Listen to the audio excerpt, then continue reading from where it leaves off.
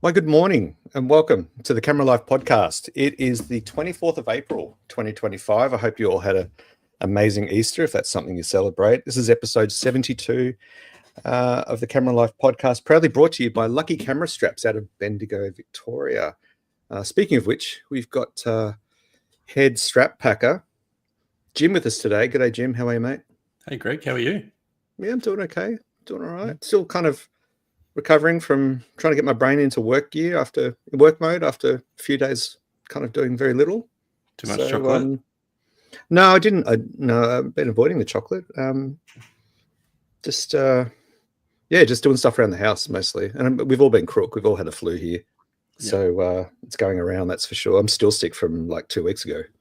But enough about me. Joining us today is freelance photojournalist Chris Hopkins. Chris, welcome to the show. Great to have you on board.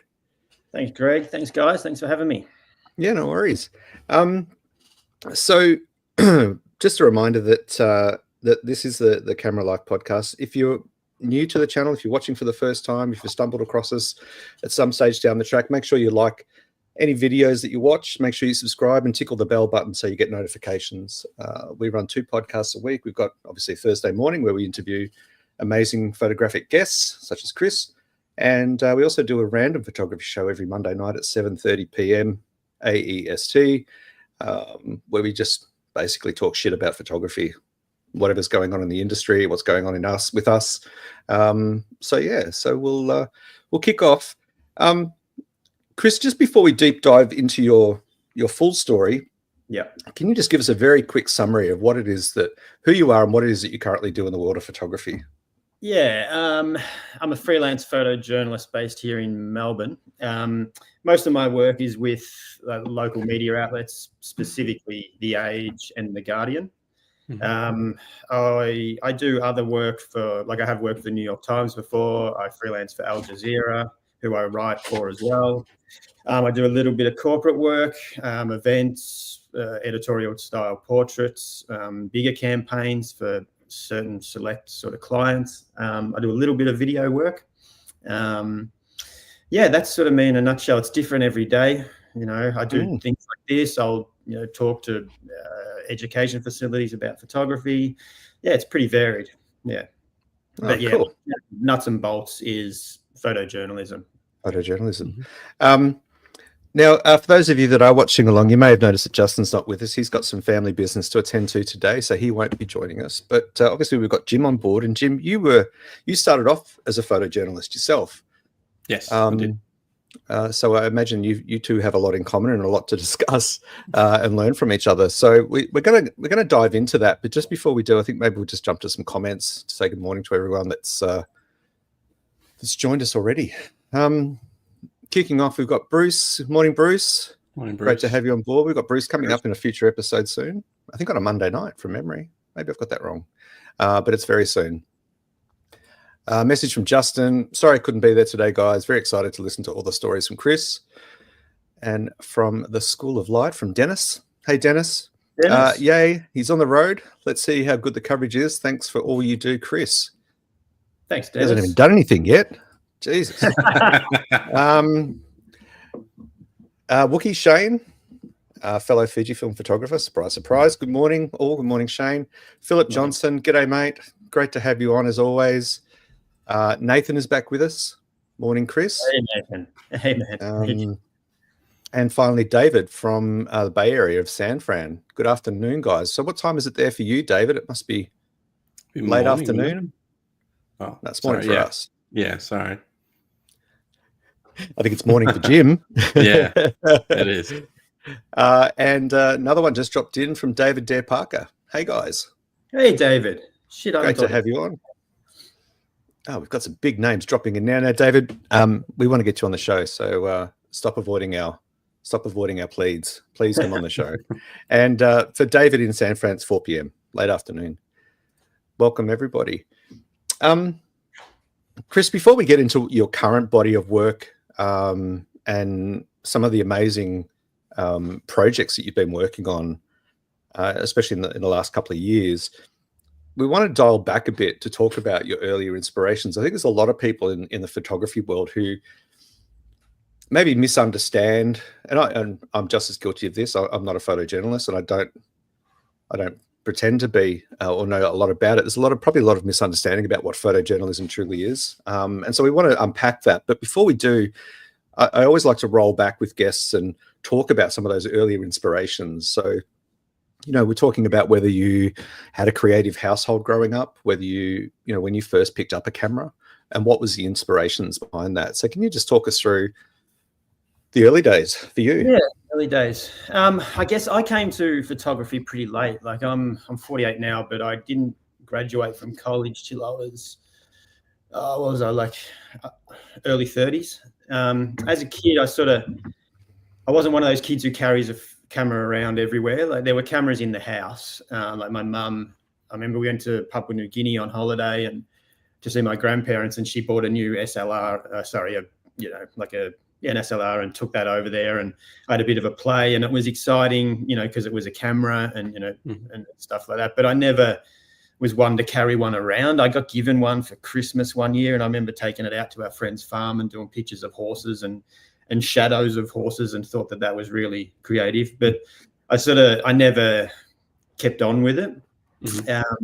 I used to draw a lot, and I was a pretty quiet kid, and I'd spend a lot of time by myself sort of drawing animals. I used to love wildlife. I still do.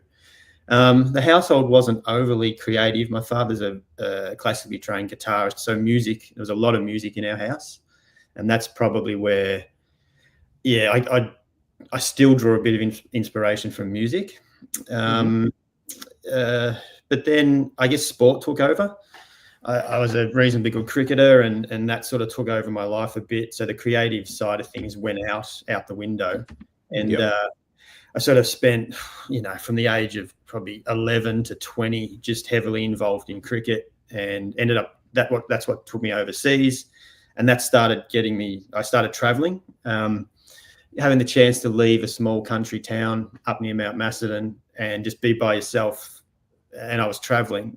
It was just like this freedom that I'd never had before. And, start writing poetry and playing music and things like that. And that got the creative juices flowing again. And not having to have that sort of sport and that very, I don't know, I started to not enjoy that scene, if you know what I mean. And then, got the chance to travel to Africa, which I'd always wanted to do. And I had a camera with me there, and that really got me going like, well, shit, I really love doing this. I love taking pictures of wildlife. Maybe that's a career. And I'd already done an accounting degree by then, which was just not, I don't know. I don't want to sort of bag out accountants and people who have done it, but it was just not me. It was fucking horrible. Yeah, that's okay. My parents wanted me to be an accountant, and all I wanted to do was draw. I was like, I love drawing. It was. I did it for 3 months in London, and I was like, what the fuck am I doing? This is horrible. Horrible. So I sort of back and forth from Australia and travel, and ended up working in construction, but still with this nagging in the back of my mind that I wanted to do something creative, and ended up going back to Africa and thinking, I really love doing this. Why couldn't I give it a shot? And my partner at the time said, why don't you enroll in a camera, like a camera club or a course or something, which I did here in Melbourne at PSC, which is a fantastic school. And sort of I didn't know what I was doing. Like I knew that I wanted to work in that field, and I wanted to be a wildlife photographer. And my first year tutor said to me, he said, that's very niche. Like you've got 2 little kids under the age of 2, you need a job. That's probably going to take you 20 years to get something decent. But your images, I've noticed, sort of tell a story. Why don't you look into photojournalism? And so I did, and that was it. It was just like full steam ahead. Just rolling back a little bit before we move on with the rest of that first trip, you said you went to Africa. Was that a holiday? Was that on a cricket tour? So I just jumped. I got the chance to. I was playing cricket in England. Got the chance to go to Germany with a family friend and strap a backpack on. I did that for a month and loved it, and thought this is the life for me. This is what I want to do. There's no responsibility. Do whatever the hell you want. And I thought, where do I want to go? I want to go to Africa. So I went and did. I worked in London for 3 months, earned enough money, took myself off to Africa, did that, fell in love with the place, and then went back to England, and then came home for a year, and then went traveling and lived in Canada and did all sorts of stuff. Yeah, through Central America, and yeah, it was pretty wayward for a while. It was, you got no one to answer to. You're sort of doing things you probably shouldn't. And yeah, but then ended up back here doing the camera course. So the first time I went was purely just for the love of it. Got to go through Serengeti, Masai Mara, see all the wildlife, and meet the people. And yeah, like I said, I just fell in love with it, and that sort of led me into wanting to always work there. Although initially it was to photograph animals, but now it's taken a very serious turn. But but I guess come back to your inspiration sort of question. It's because I sort of came from like nowhere. I didn't really know. I wasn't one to, grab photo books and look at people's work. I sort of, when I was at college, I just used to look at other students' work and see what they were doing and see where I was in the pecking order sort of thing. And, there were some quite, well, at the time, good student photographers there. And I'm like, oh shit, that looks pretty cool. How'd you do that sort of thing? And then just sort of bounce around learning like that. And then, as we went on, and I started in the photojournalism stream at PSC, they got me looking at other people's work, like James Nuckway and Sebastian Salgado, sort of the legends of photojournalism. And yeah, you see their work and you're like, far out, man, that's just something that, that's what I want to do. But you don't have the skills, and you don't have the access to be able to do that.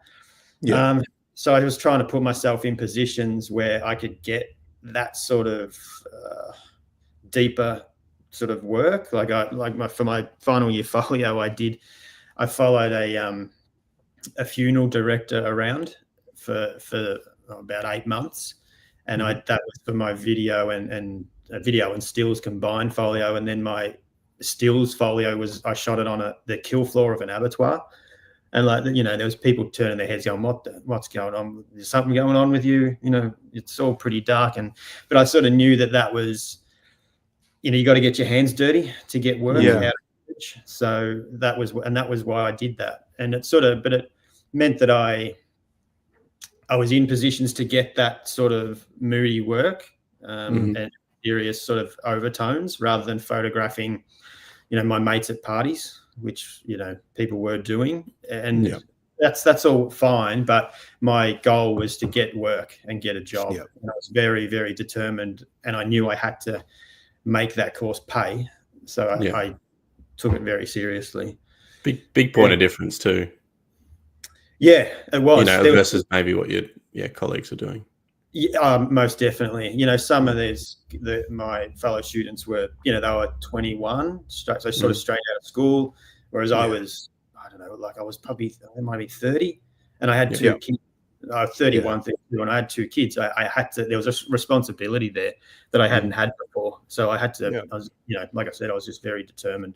But you also, I guess, at that age, I mean, I vaguely remember when I was like in my early 20s, going into art school because I wanted to do something to do with drawing and design. I had no idea what I was doing. But then I look back at 30-year-old me or, 35-year-old me, and obviously it's a very different story. You have, especially if you had kids and, you've experienced a bit of life, you have a different perspective on what it is that you want to capture or what sort of stories you want to tell, because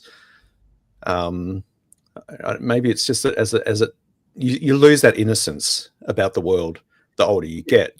I'm 52 this year, and I can see that I'm becoming a bitter old man yelling at the clouds. Standing on my lawn in my bathrobe yelling at the clouds. So, the older you get, the more kind of wizened you get to what the world actually really is and what it really represents. And I think that's where photojournalism kicks in.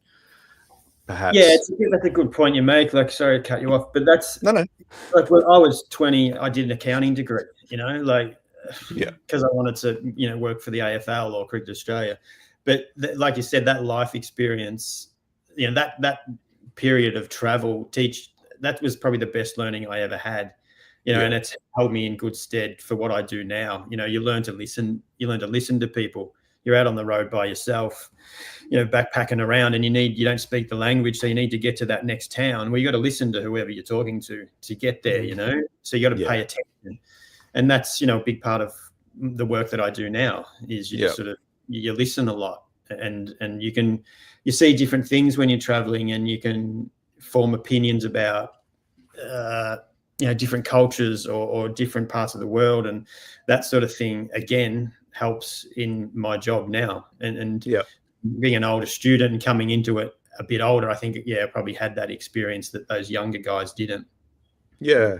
Well, there's a lot of naivety about the world, isn't there, when you're at that age? You've only really just left home. You've only, you're still calling on mum and dad for, a loan to pay rent every now and then, you're still a fledgling, regardless of what you're doing. My dad some money, actually, for that first trip to Uganda. Sorry? I think I still owe my dad some money for that first trip to Uganda. There you go. Yeah, see? I was shocked to discover that my mum has a little notebook by the phone, and every time one of us kids calls to ask for money, she notes it down. She's got a journal. I discovered the other day. Yeah, that was quite disturbing. I don't want to know how much I owe. So you said earlier that you grew up in a regional area in Macedon, and for those of you watching along who aren't Victorian or Australian, Macedon is... I grew up in Riddles Creek, which is even smaller than Macedon. Oh, it is very small, yeah. I used to go camping up that way. But Macedon's in regional Victoria. What would it be, like slightly northwest of Melbourne? Yeah, northwest, Yeah. A couple of hours out of Melbourne, or it's faster now than what it used to be. Part of the ranges. And, part of the ranges. So it's a gorgeous area. Well worth a visit if you're looking for somewhere to go with a camera. Let me just jump on a couple of sponsor. Sorry, say that again. Council on as a sponsor. Oh, give them a plug. Get up there, see the trees. Yeah. Couple of comments. Sorry, I've got notifications popping at me from everywhere. 100% Greg yelling at the clouds. Yeah, I think Shane's seen me do that before online. Finding wonder by travel when you were young is so important, and not a lot of people get that opportunity, and I fear that even less will with the current state of the world. It's a really good point, Bruce. I think about, I didn't travel overseas until it was about 2009. And I only went overseas with my wife and two kids were about, 10, 12. And I didn't travel for the first sort of, 30 or so years of my life, at least 35 years. But then once I did travel, New Zealand wasn't really travel. It was just like going to somewhere in Victoria for me. But it wasn't until I went to Japan in 2015 that it really opened my eyes up to the world. But yeah, I agree, Bruce. I think travel is really important.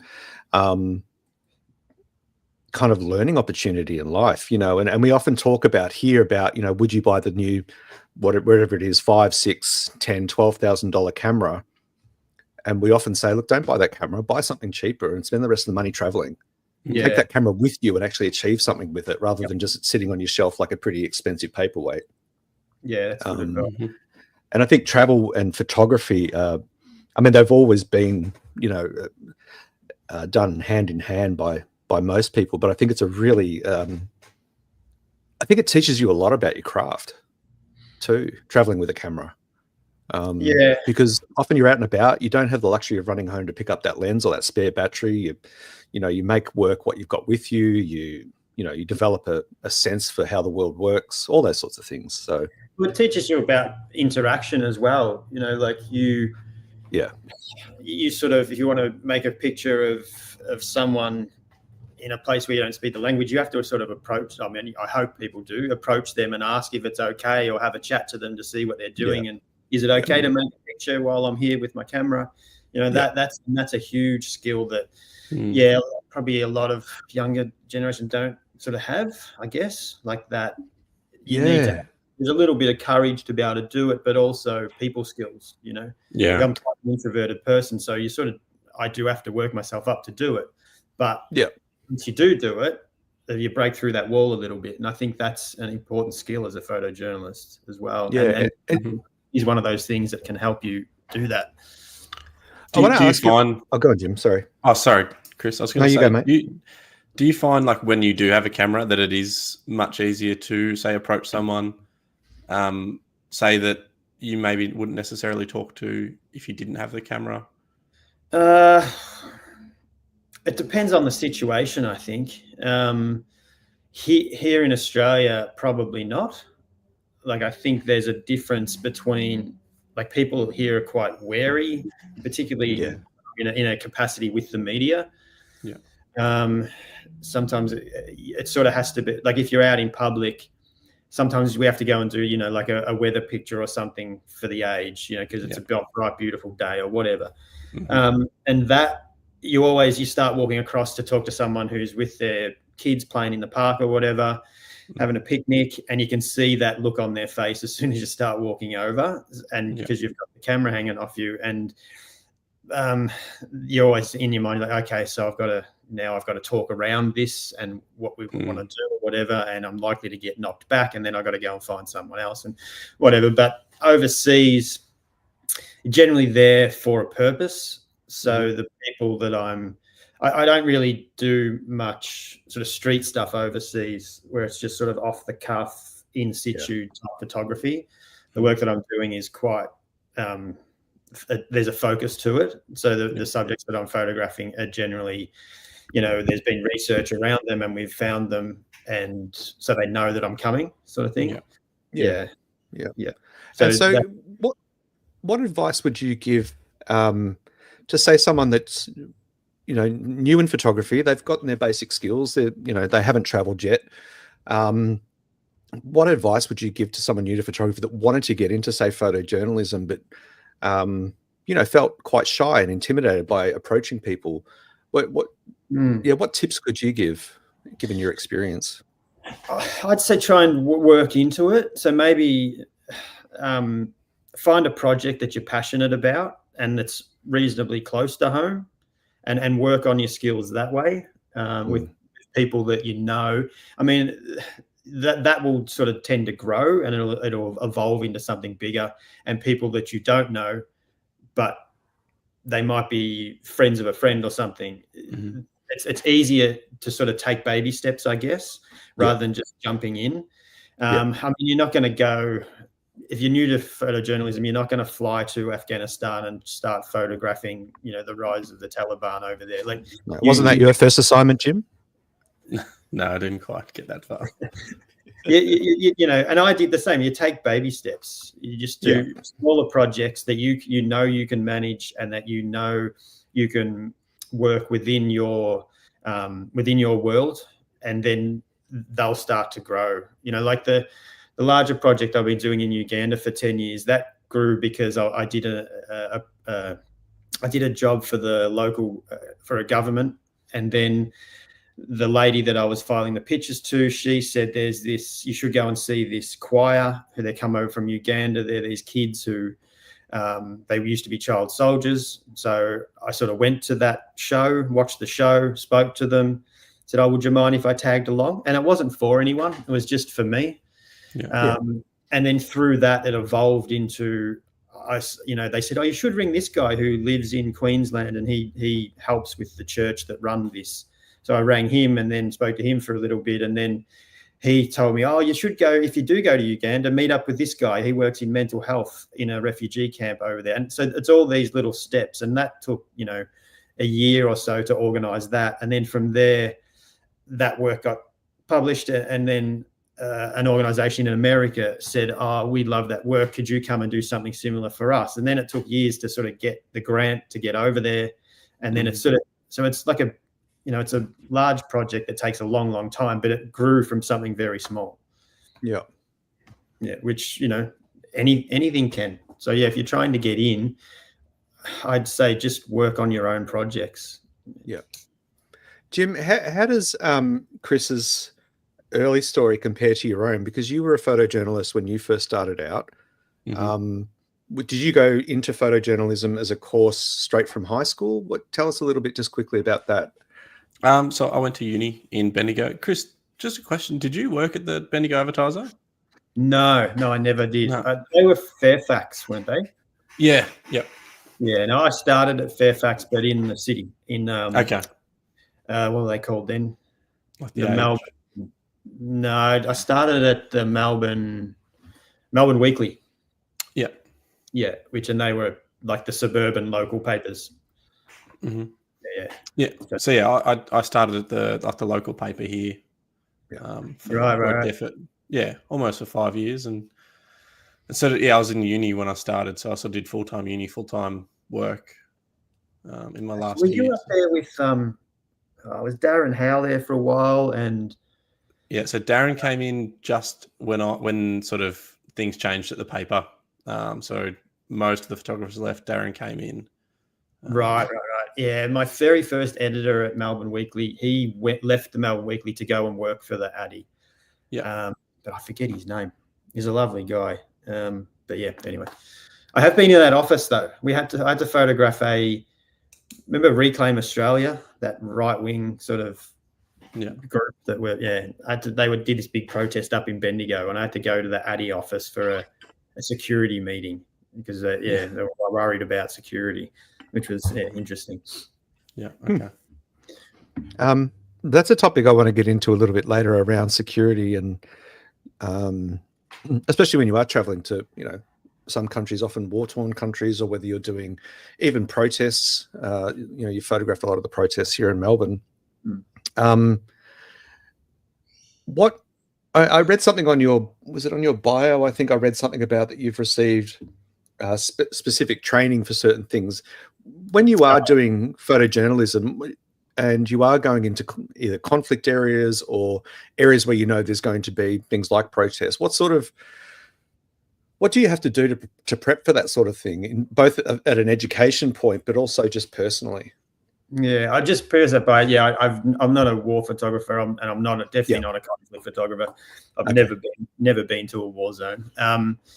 But you are traveling to countries like third world countries, and there's safety issues, obviously. Place a lot of, for that type of work, you place a lot of trust and importance in the fixer that you hire. You go there because you're not going to speak the language. You don't just get on a bus and arrive at a place where there's disabled children, tied up in a hut. There's a lot of research goes into it, and you work a lot with teams on the ground over there, and so you are putting a lot of trust in their skill. And that I suppose that builds over time. And I've worked with the same people in Uganda for the last 5 years, and used the same people. I've traveled around where it's gotten hairy, and you're pulling into towns at night time and stuff, and it's not ideal. But and I come back to that travel experience as well. Like, when you're traveling, you're sort of knowing not to turn up after dark in certain places. Bus depots and train stations are generally not favourable places to be after night. And so just certain things like that, like jumping on the back of someone's motorbike who you don't know is a no-no. You just don't do it. There's certain things that you sort of know, and a lot of it's instinctual as well. Like if it's starting to get dark and the bus is pulling in, your heart starts to go, so something's not quite right. So it's about trying to mitigate that and put plans in place so that type of thing doesn't happen. In regards to protests and things, you sort of get, I know I've been doing that for a while now, and you get a feel for it, and you generally know when things are going to peak. It sort of goes in like, like a roller coaster, like peaks and troughs, and you sort of when the intensity is starting to build, and then I sort of know where to be, because I'll know what type of picture that I'm trying to make to cover that for the paper. So it's just sort of practice, I guess. I remember the first one I did, the second one I did actually, and Nathan, who you had on the show a few weeks ago, he was at this one as well. And it was the first one, and I was like, oh, this is like a big fucking adventure, this is unreal. But when I think back about it, I was just putting myself into the wrong places, and I was very lucky not to get injured. And like, I had this one frame of the police horse just coming straight at me, and I had a wide lens, and there's all the protesters falling underneath it and everything. It was a fantastic picture, but it's like, geez, that wasn't that smart. I would have been knocked out, my gear would have been gone, and so I've not done that before. And you learn from those experiences, I guess. Yeah, you're trying to be just far enough away that you're not in the firing line. Yeah, I also made a conscious decision to change. This is a bit nerdy, but it's like to change gear. I mean, you used to, as a press photographer, you're sort of always carrying around a 70 to 200 lens on one side and a 16 to 35 on the other side. And that old Robert Capa thing, if your pictures aren't good enough, you're not close enough. So you're always in there wide, trying to get in real close. But you've got a 16 to 35, and it's you're sort of zooming, and you're trying to get the width in and everything. So you're getting really, really close. Yeah. And I mean, those sorts of pictures are great if you nail them, but they can tend to be really messy as well. So I started using just a fixed 35mm lens, and I made a conscious decision just to use that all the time. And that helps because it means you stand back a bit, and you can sort of view the scene a bit from a bit further back and compose the image rather than just shooting away at whatever. Hoping that you get the frame. Yeah. And you'll find a lot of those protest pictures are sort of, there's just pepper spray everywhere, and there's a head over there and one over there, and it's not really a picture. It doesn't really tell a story other than, it's probably good for pepper spray sales. But it's, if you're with a 35, you are composing the image at 42, so you think more about the work that you're making. Jim, what was your go-to press kit in terms of lenses? It was pretty much what Chris has said. It was a 7200, a 2470, and a 16 to 35 or 17 to 35. Yeah. And that was pretty much what we ran. We never had primes or anything like that. It was Yeah, it's a bit of a point of difference, and I like it. Like I guess I'm the only one that runs around Melbourne with just a prime 35, and it gives my work a little bit of a different look, and that's what you're always looking for, is your work to be, to stand out, your own style. What they used to say in uni, try and come up with your own style, which I found is like, you're a uni student and you're just starting out. What is your style? Because you're trying to get work. You're trying to get work, and that client might want a certain thing, so you have to shoot that thing. So that's not style, that's theirs. With your own is, it's very hard as a young photographer to do that, and that is just something that takes time, I think. Yeah, definitely. Very cool. I just want to jump to a couple of comments, just so we don't fall behind too much. Just a little follow-up from Bruce earlier when we were talking about travel and the lessons that travel can teach you. And Bruce has said empathy can be amplified with travel, and I agree 100% on that. Dennis sends lots of loves, and then texted something obscure. Whilst driving, Dennis, that's a no-no. Well, I want driving. So many questions. I think generally Dennis throws a lot of questions at our guests. He's an avid learner. We'll just leave it at that. Love you, Dennis. Bruce, another one from Bruce. The idea of a fixer and trusting someone you potentially don't know in a foreign country is absolutely wild. How do you know that person has your best interest in hand the first time you work with them? That's a great question, Bruce.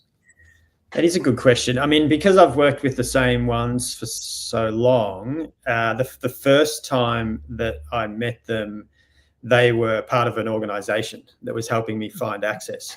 So I knew that, and they were going to benefit as well from the publicity that the story was going to, generate. So that they're not going to do anything, untoward. I guess in terms of if you're traveling to, a conflict zone or something, then you'd want to be, dotting your I's and crossing your T's. And probably asking other photojournalists who they use. The other photojournalists and colleagues that you trust. It is a small industry. There's not lots of people doing the same thing. There's actually a Facebook page called the Vulture Club where you can put in, if you're going to Algeria, you write in any recommendations for fixers in Algeria, and generally know coming back, is trustworthy. But I'd still be doing a hell of a lot of research. That's a good question. And the point that Bruce made about empathy as well, that's very true. Very true. I mean, yeah, my work and the results I get are based on empathy, trying to draw empathy out of people. So for me to want that from other people, I have to give it to the subject to get those photographs.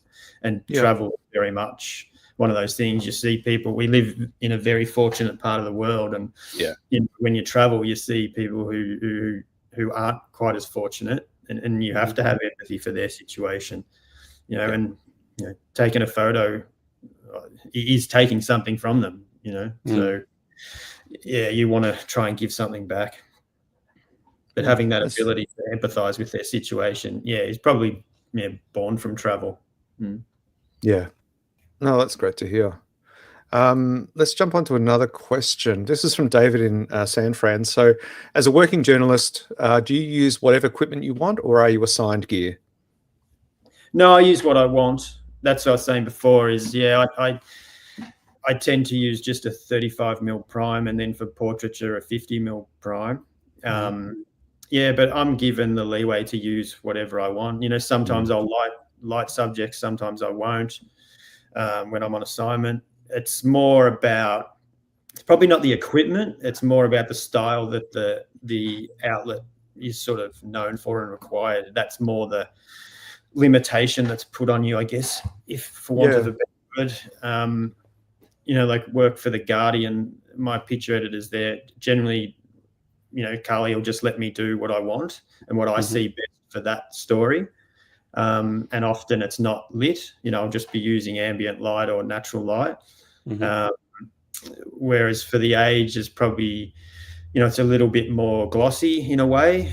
So things are sort of expected to be, lit and lit well. But in terms of off-camera flash and everything. Like you can't be shooting a front cover for the Spectrum section, which is their arts and entertainment section, just with ambient light. You have to be setting up off-camera flash and making it look nice and doing it justice, because that's what's expected. Like I start at 12 today, and my first job's a food shoot, so I won't be sticking the food next to a window. I'll be lighting it properly, like a proper corporate food shoot. So, but in terms of the gear, we're allowed to use what we want, and we're given that sort of I guess that's on you as a photographer. You should know what lenses and cameras best suit that type of job.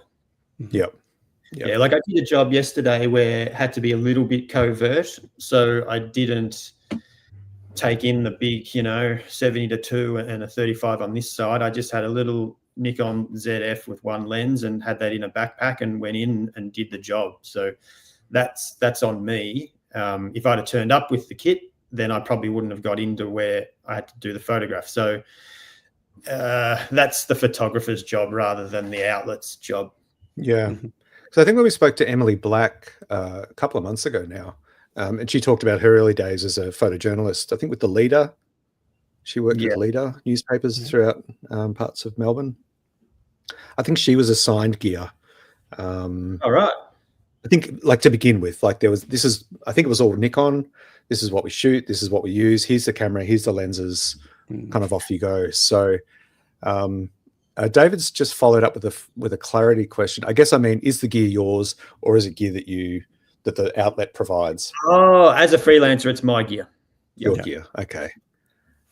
When I do sport, early on for The Age when I was doing sport, I'd borrow their long lenses. Now Nikon gives them to me, but early days I would get them from The Age. If I didn't have that gear that was needed. So that's a good question. Sometimes they do. What about you, Jim? What was your experience like with that? Did they provide the gear for you? We just had like 3 or 4 kits, and you kind of fought. The longer you'd been there, you could claim kind of a better kit. As you were, I guess, moving up, and we had a couple of long lenses, and then most people's gear was the same, but maybe a newer body or something like that. But did you ever kind of introduce your own gear into that mix? Sometimes I did. Sometimes I'd have a different lens or something, but also didn't want to break stuff. Your own stuff, When that's the thing, isn't it? Like as a freelancer, you're covered by their. It's like I'm a full-time casual with the Nine stable, so the Age and Sydney Morning Herald. So I'm covered under their insurance. But what good's that to me if the next day I've got to go and do a freelance corporate job? Yeah. So you do have to be careful. Yeah, I don't think when you're getting paid like $20 an hour, it's worth bringing in your really expensive gear for a shoot. Yeah. David makes a good point there too. I can see that. Yeah, using kit that doesn't get in the way or make you a target is important. Yeah, I mean, and you just talked about conflict zones, and so he would know more about that than I. But I tend to, when I'm doing projects like the one in Uganda and the one in public housing here, you have to be discreet, and because some of the situations you're in, it would put the subject off if I'm walking in with cameras all hanging off me. So I tend to just take one camera with one lens in, and I throw it around the back first, so they can't see it and they're not put off by the camera. And that's important as well. And these are all things that you sort of learn along the way. But yeah, that's a good point by David's, that you don't want to be a target as well. Like at those protests, you're a target because you got your lanyard, and you have to show that you're media.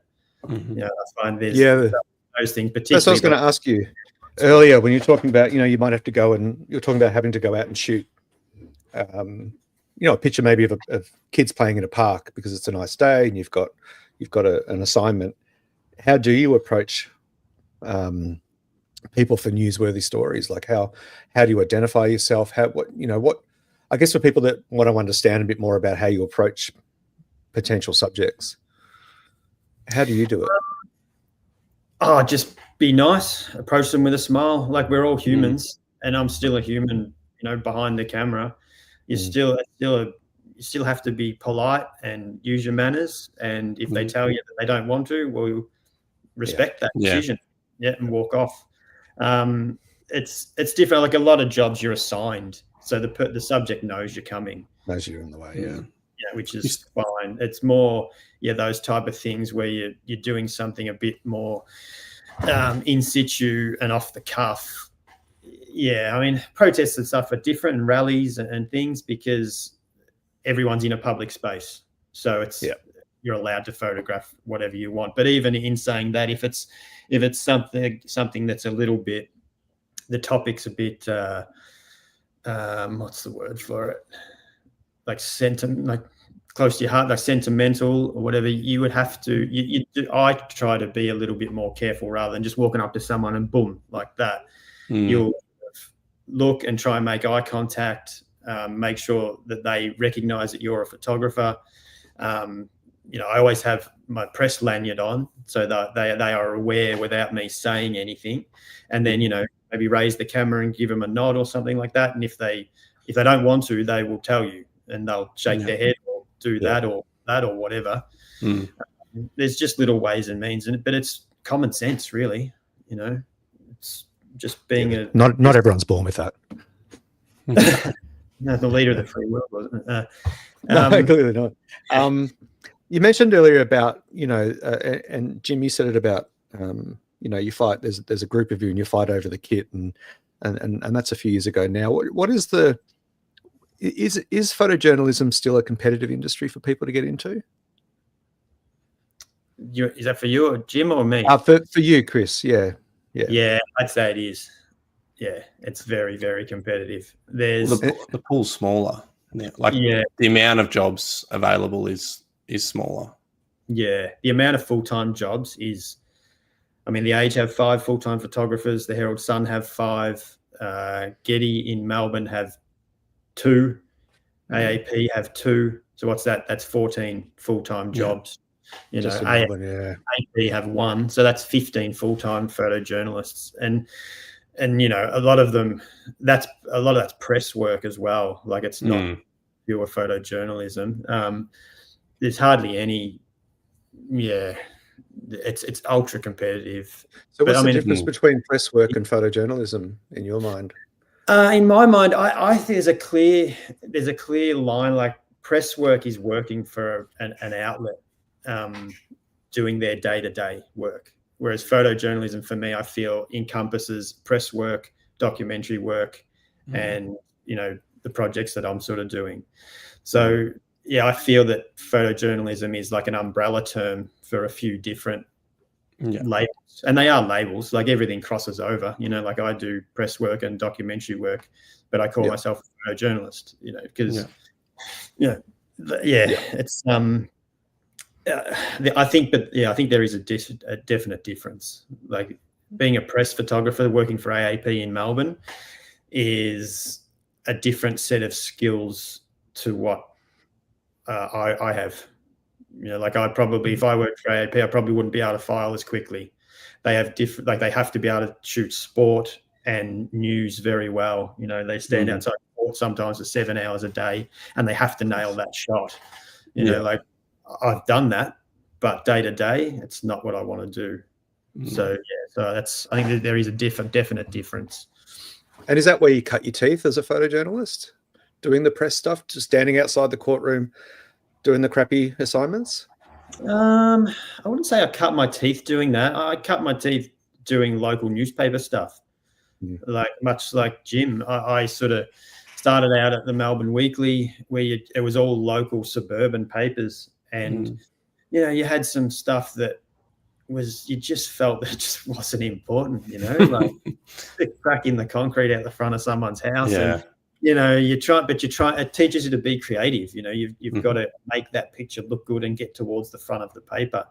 So you're sort of, you're doing all you can, busting out all stops to get a decent picture out of something that's pretty bland.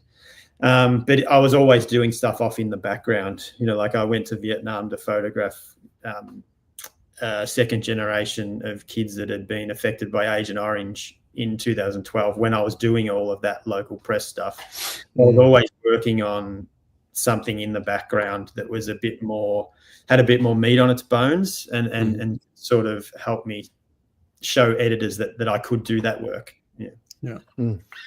I think a lot of the local stuff is very rarely are you shooting real news, is what I would, like there was a lot of, as you say, like the press work was majority of the work, and occasionally there'd be something that was like real news kind of photojournalist, on the run doing something that you jump on it as soon as it comes. It's like, 100%.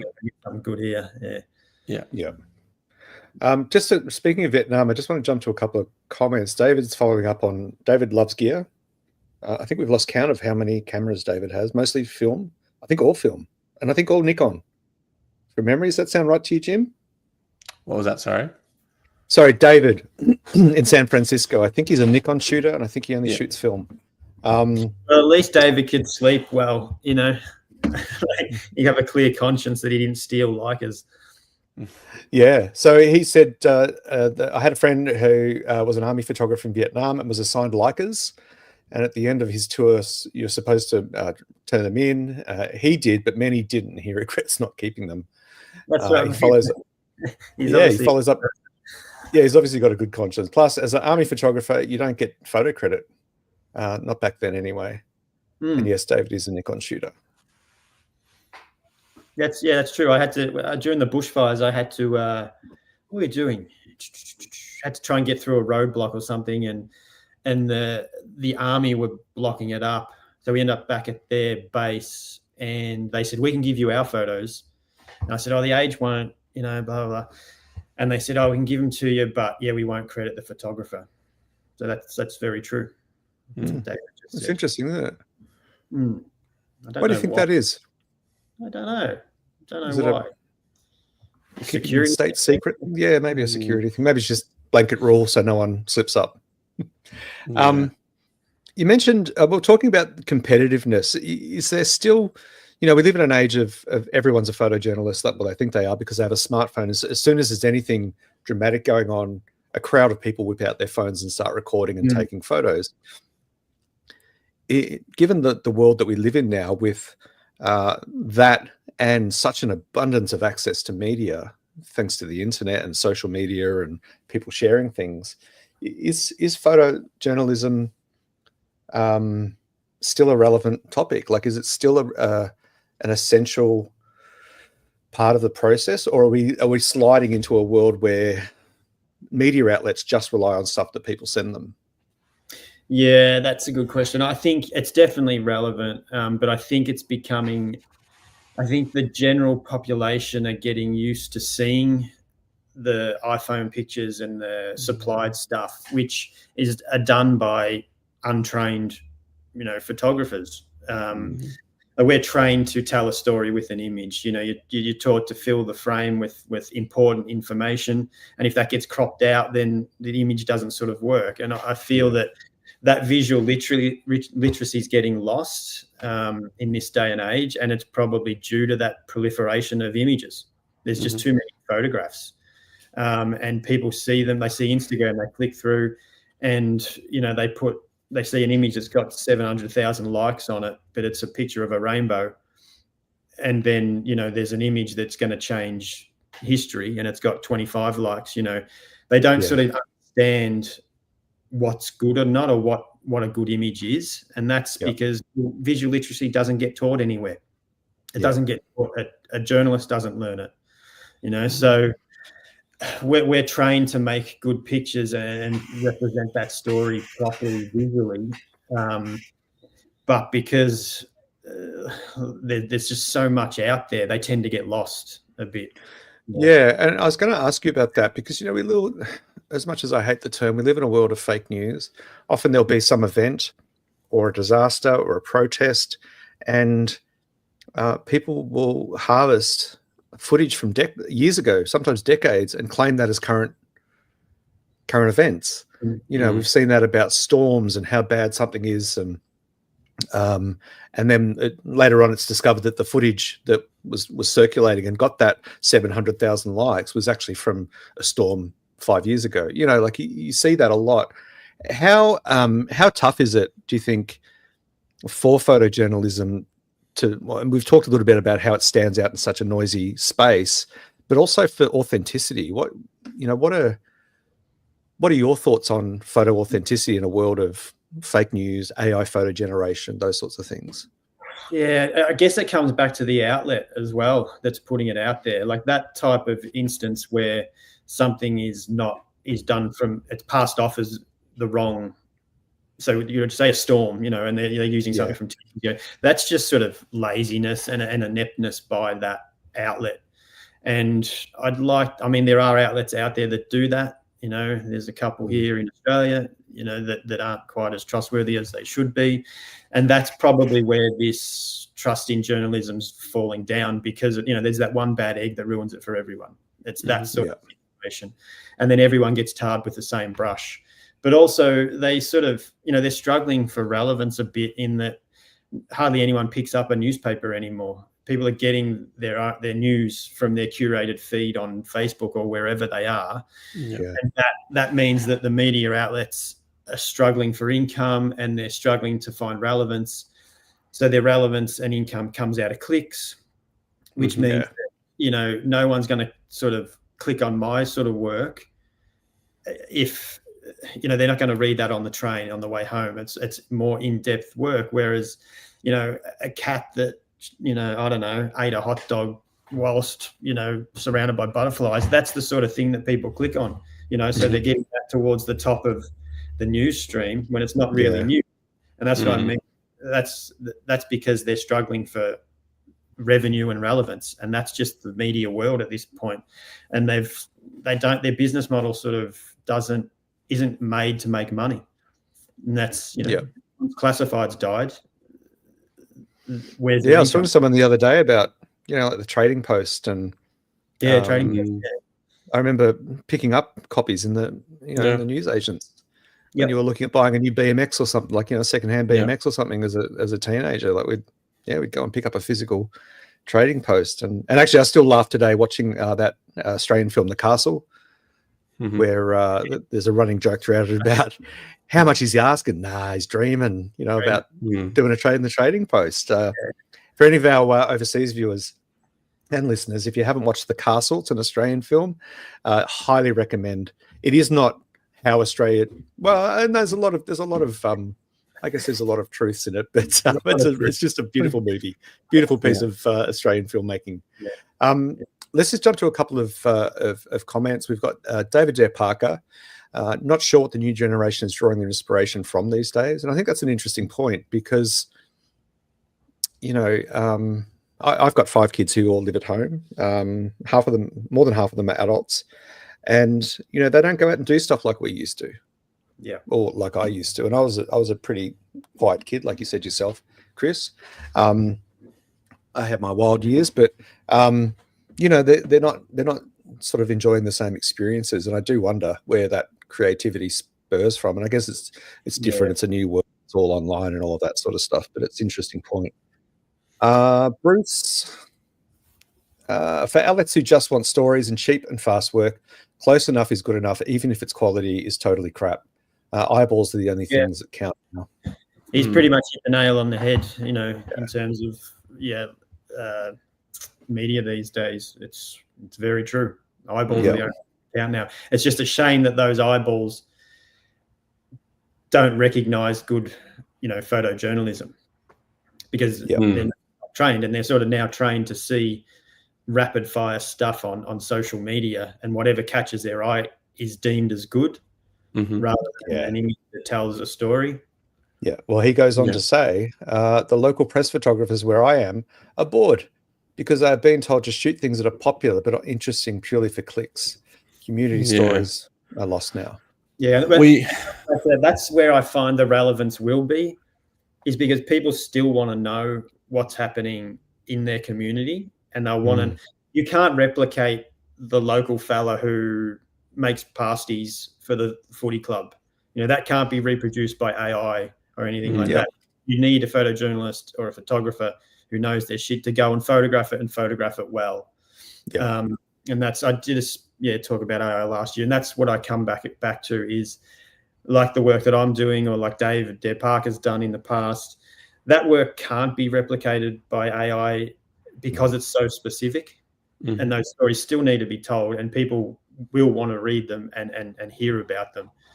But you can't type into AI a story about a specific person, you know, that you photographed. It can't be. It's not true. It can't work.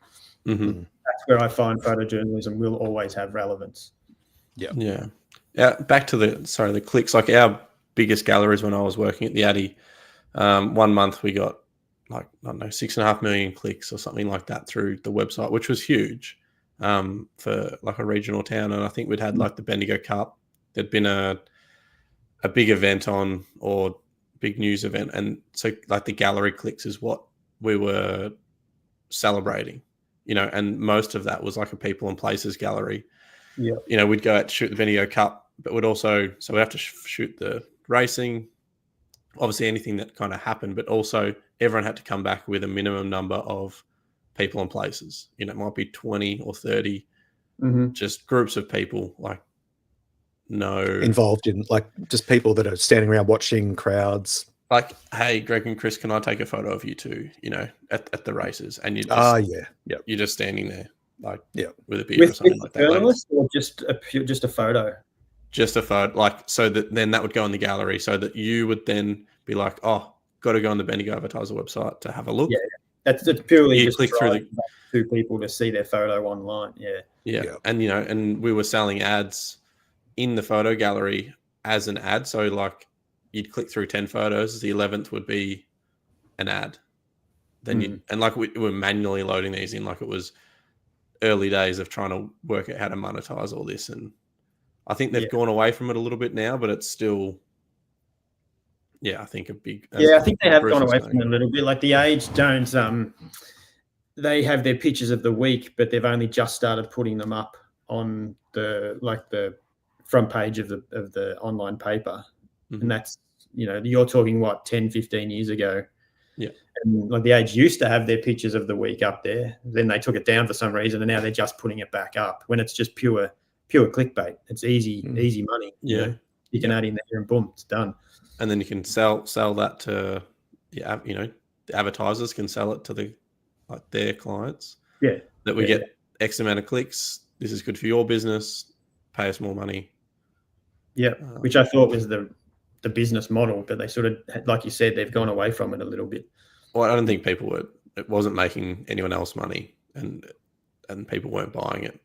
Versus say like an ad in a paper that full page ads is X amount of money. Yeah, which is Harvey Norman at the moment, are filling up the Ages one.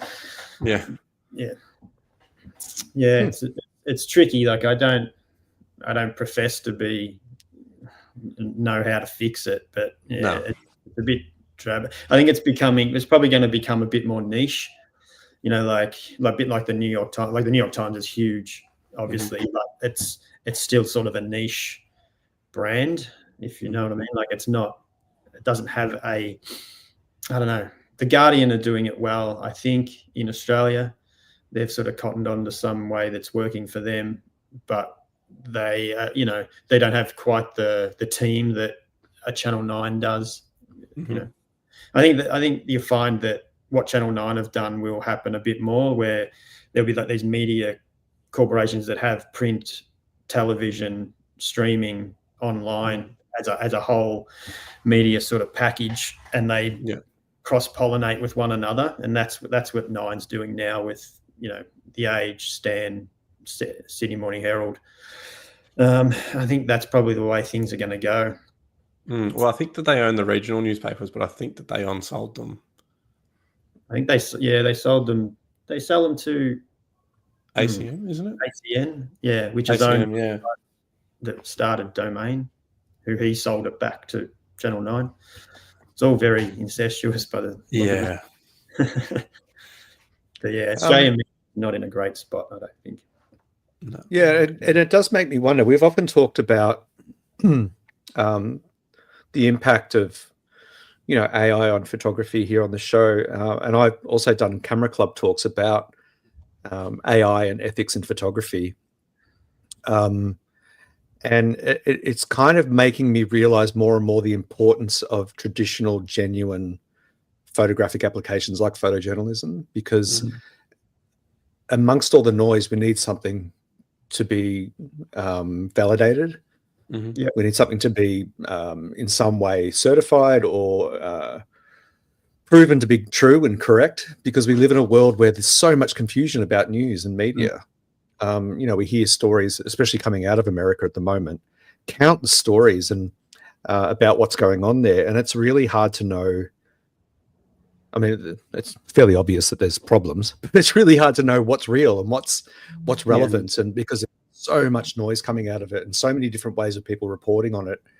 And I think that's where photography will once again shine through as the it's the one true medium, because it is authentic. There is authenticity in it. The authenticity, it's when that authenticity gets what's the word for it? Abused, I think. Yeah. You can go into like an AI thing and get pictures of the Ukraine war, and they're created. They just, I don't know, they look, to an untrained eye, they look real. But if you know, I come back to visual literacy. If you know what an image should look like, you know that it's fake. You know that bit shouldn't be blurred because that bit there's sharp. Yeah, the depth of field isn't correct, and And it's, but again, what do you do? Like, do we start teaching visual literacy to kids at school so that then they can trust news outlets? Like, that's never going to happen. No. So it's all. I think it's partly on the audience to be a bit better, but it's also on the outlets to make sure they're not chasing the dollar too much, and they're doing right. Like, journalism is a public service. It started out like that. That's what it's always been. Now it's turning into a business. So it's about shareholders and profits rather than it's about providing information to people who don't otherwise get that information, which is the basic premise of what media is supposed to do. I mean, once you've introduced money, then those type of things go out the window, don't they? They do. And not going to report on every story. If it political influence, all that stuff comes into play. We've I write a lot of blogs for not just for Lucky Straps, but for other companies too, photography-related blogs, and it's becoming harder and harder for genuine content to be picked up by Google, for example. I'll do an honest review of a new camera, but if you type into Google, let's look for the XT5 review, it'll bring up a summary review that Google's AI, the summary AI thing that Google, and I think that's another slippery slope where, like visual literacy, actually, validating, authenticating, exploring, investigating traditional literacy is also sliding away, because instead of Google presenting, here's the best articles, genuinely written, 100% unique articles about the XT5, here's a summary about it that we've pulled from other articles, some of which may have been written by AI, and so we're slowly degrading the knowledge chain that Google is giving us. We no longer can just go, well, we shouldn't, but we will as a society, because it will just become easier and faster just to look at the summary and go, oh, okay, that's what it says. Yeah, like rather than actually. And it's like most things, it's about education, isn't it? So we're educating, critical thinking coming through that's not the right thing. We all knew when Wikipedia started that you could go on and change things. It probably made it a less than reliable source. Well, now those Google summaries, someone's got to start teaching the kids at school that those Google summaries are AI and why that's not quite right, and maybe don't trust it. But that's not going to happen. Just like with people being trained about visual literacy, it's not going to happen. It's not. No, well, my youngest daughter's doing a media class at school, and I would hope that the teacher does say that type of thing, and that's where it can start. As long as you're putting that seed of doubt in the kid's mind about that AI summary, some of them are going to go, oh, hang on, I'm not going to use that for my assignment because it might not be right, and it's as simple as that, it's planting those seeds early. No, definitely. And it definitely needs, I think there needs to be more, we're letting these big sites, there's a whole nother podcast really, but we're letting these big sites take far too much control of our thinking, in that they're telling us what we should do. Don't bother reading the whole thing. Here's a summary of what we believe you need to know. It removes that inquisitive mind element in learning something.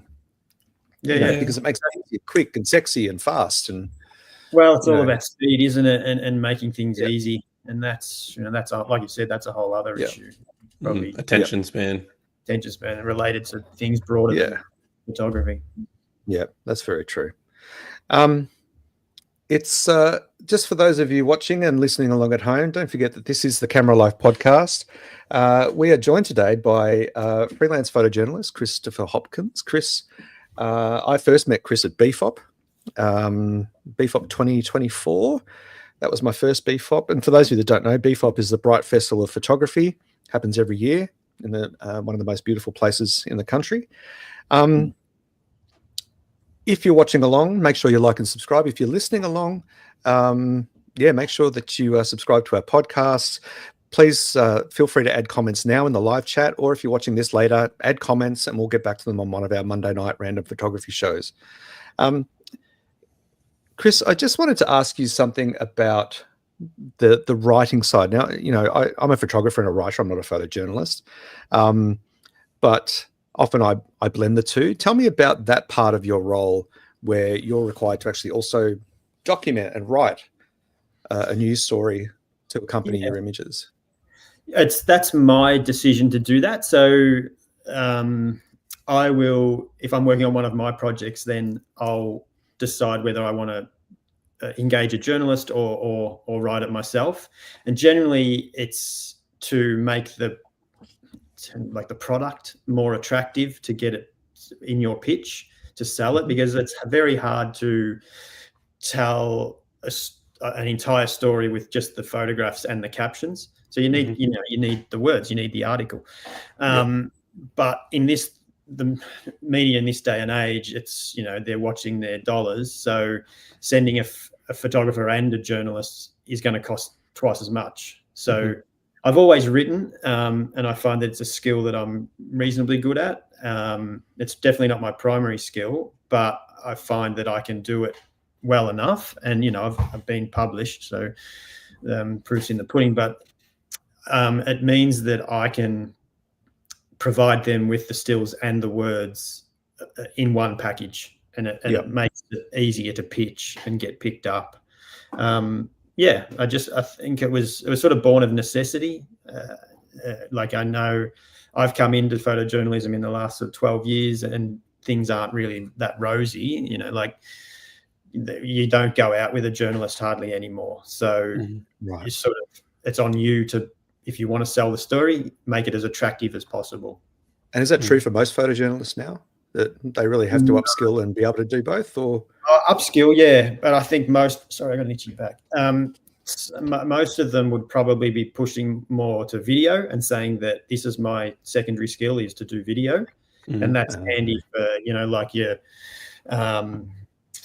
agencies like Getty and AAP. They sort of would like to have a little bit of video at whatever news event the photographer's at, as well as providing the stills rather than a written word. But yeah, I don't do written word for smallish news stories. I'll only do it for the projects that I'm working on. The bigger stuff, yeah. Jim, what was it like when you were a photojournalist? Were you also writing content?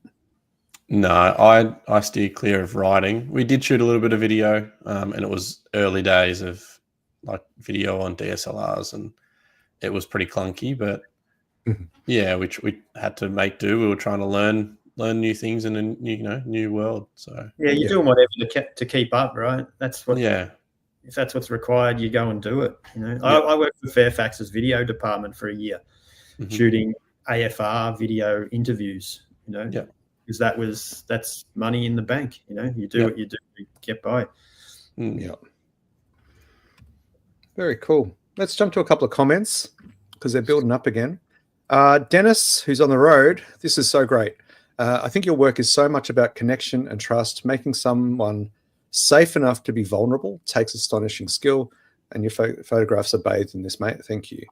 Thank you, Dennis. Yeah, that's very kind of you. Also, thanks to Vodaphone's new coverage.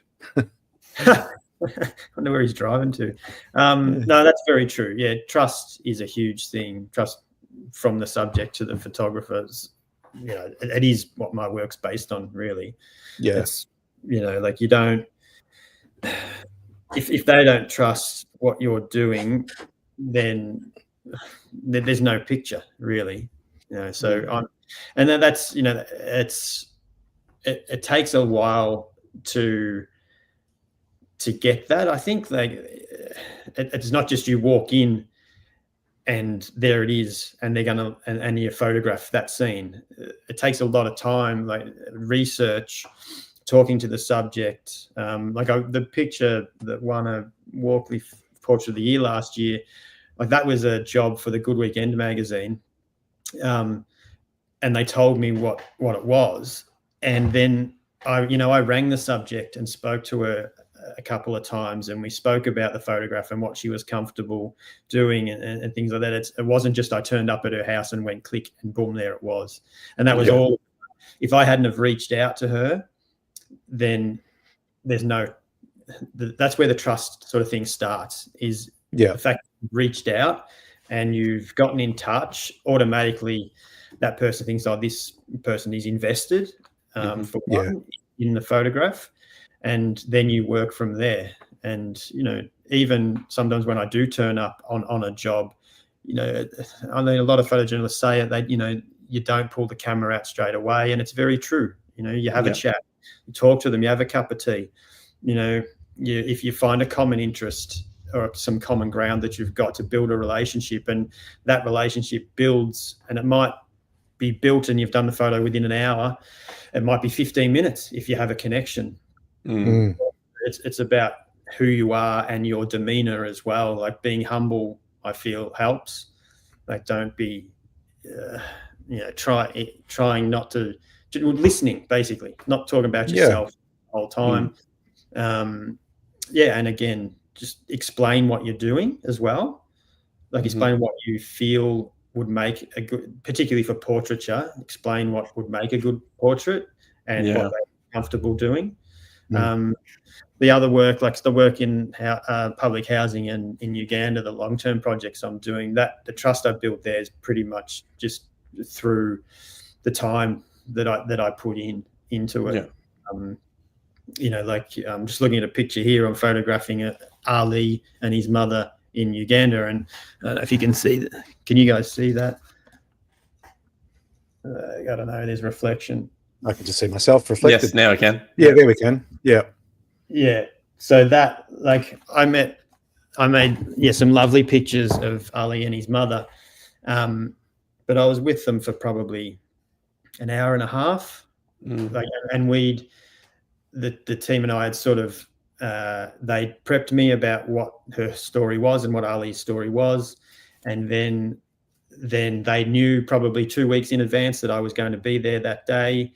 So all that sort of helps them prepare for my arrival. And then the fact that I don't just turn up and go boom straight away, you know, you sit, talk, you have a bit of a chat, you learn their story, write some notes, you know, I record the interviews, and then sort of you have a bit of rapport, you know, like she spoke reasonable English, and you know, we're having a chat and chatting about Ali and what she's going to do the rest of the day, and just, you know, day-to-day stuff really, rather than talking about the issue that's at hand. And then just sort of slowly bring the camera into the conversation.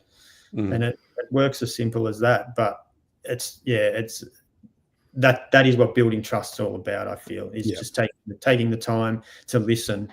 And it comes back to that empathy that David mentioned before.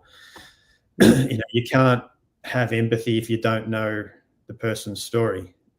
So, you know. Yeah. And there's no point faking it because it just stands out a mile away.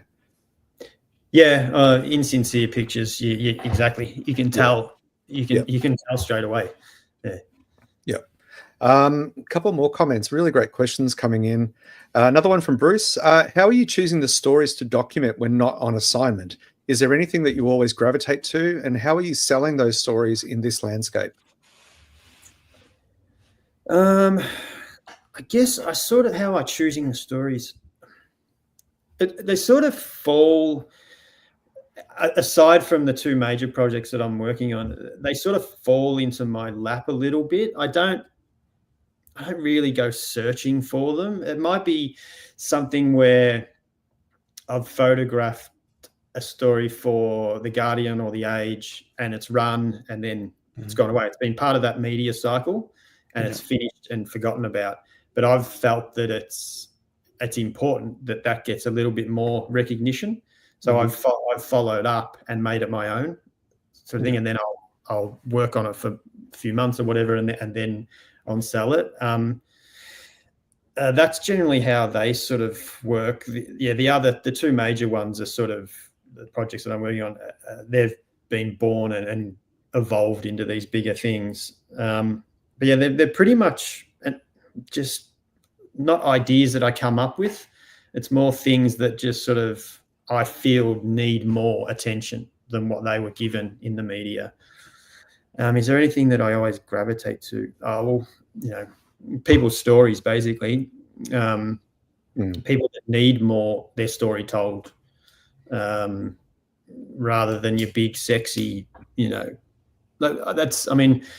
Conflict photography is sexy and it's great. It gets heaps of coverage and stuff, but I sort of prefer the human element of so things that happen afterwards, and I think that's where my skills lie as well. And how am I selling those stories in this landscape? That's tough. It is tricky. I'm very fortunate that I have really good relationships at the 9 stable with my editors there, Danny Sprague and Paul Revere, and with Carly Earle at The Guardian. And they know my work. They trust me as well. And if I have a story, I'll pitch to them, with the hope that they will show it to their editors and trust the work, essentially. Mm-hmm. It is difficult in this day and age to be selling stories. It's very difficult, particularly those based ones. Go on, Jim. Sorry, like how do you charge for like such big jobs that maybe do take a? You basically take what they offer. It's the market's not in our court for this type of work, unless if you're a freelancer at the New York Times or Time Magazine or whatever, I mean, and you're selling to them. I've tried to sell to them before, and they're sort of like, this type of work, Chris, is great, but come to us first and then we'll commission it, rather than just we give you something and buy it. It is tricky. Like Al Jazeera, whom I work with on the Uganda work, they just have a set rate that they pay.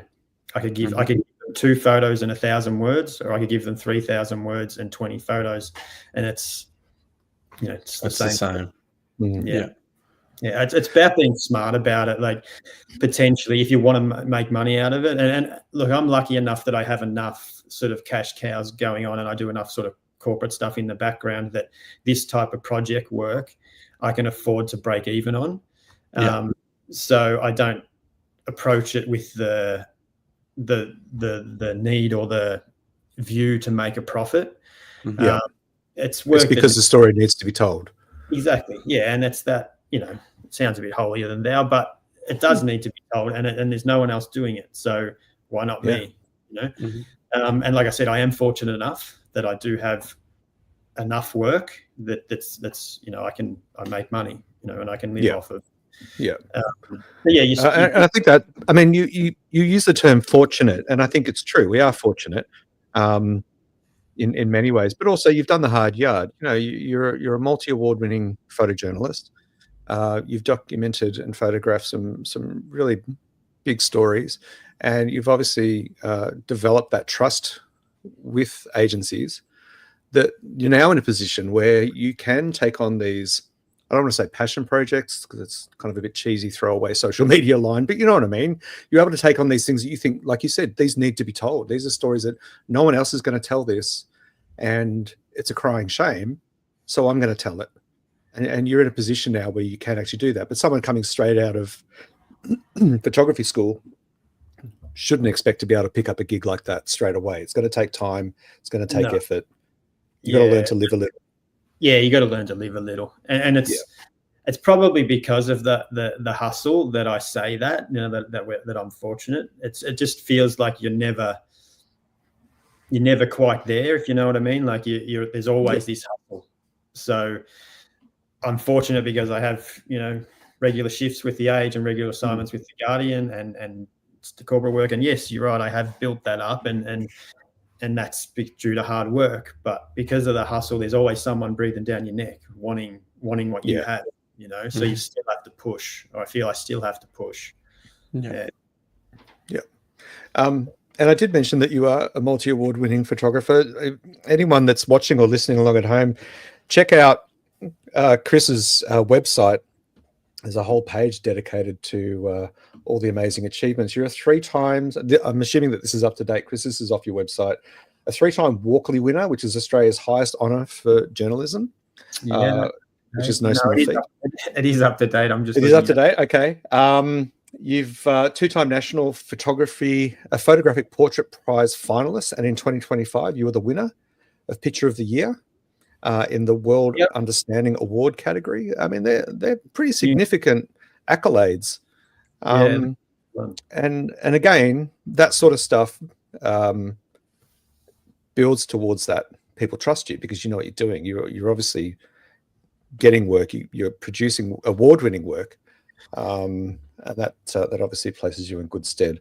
Yeah, and it often, like if you meet someone like I do, I meet people in Uganda and they'll want to know why I'm doing what I'm doing. They'll need proof, that I'm not just fly in, fly out. So having these, those accolades and published work, you can show them what you've done and where it's being published, and they're often appreciative because they know that their story is going to be, is out there. And that's why I work with Al Jazeera on this particular project, is because they have a huge reach in Africa and outside of Africa. So the people that I'm photographing and the organizations, they are sort of aware of that. And that's it's almost consciously a marketing decision, in that that the audience is the right audience for that story. Yeah. And it's broad enough that they're going to get the publicity that they feel they need. Yep. And the awards help tell it again, because the awards come in later, so you can repurpose and keep pushing it. Yep. No, it's a very good way of looking at it. It's not just about you; it's about re-promoting the story, isn't it? It's about, that's great. It's another notch in my, what's the saying? Notch in my belt, is it? No, that's that's when relevant as well. Yeah, it keeps you relevant, but also you're like you said, it gives another opportunity for this story to be retold, because more eyes will be on it because of the accolades. I'm just going to bring up your website. I want to just show some people. Why isn't it adding it? There we go. Now this collection here is from. This is sort of what I've been talking about a lot about the project in Uganda. This is they teach us to sing, but there's no songs about us. Thank you. It sort of follows. It's documenting the crisis of Ugandans with disability. They're still at this point where culturally they don't understand, like as a broader topic, they don't understand disability. It's still treated as a curse. There's you still find children mercy killed, tied up, tethered, and often that's not because of any malice. It's because the family just doesn't have anything else they can do. They still have to go to work, and the child, this particular boy, Perez, he used to run away and get violent and ruin. So he'd strip off and he'd run around naked, screaming and punch people, and so they had to tie him up. I think there's a shot in this collection of this one, child tied to their bed. Yeah, so that's from last December.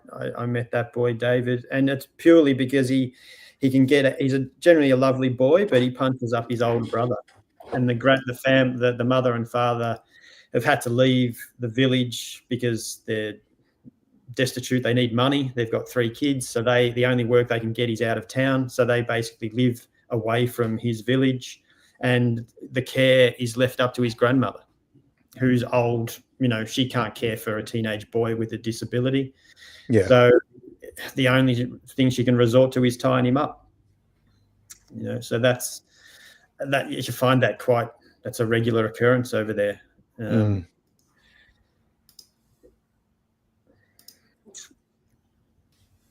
So this, rape's another. It's quite horrible, but rape of women with disability is a huge issue.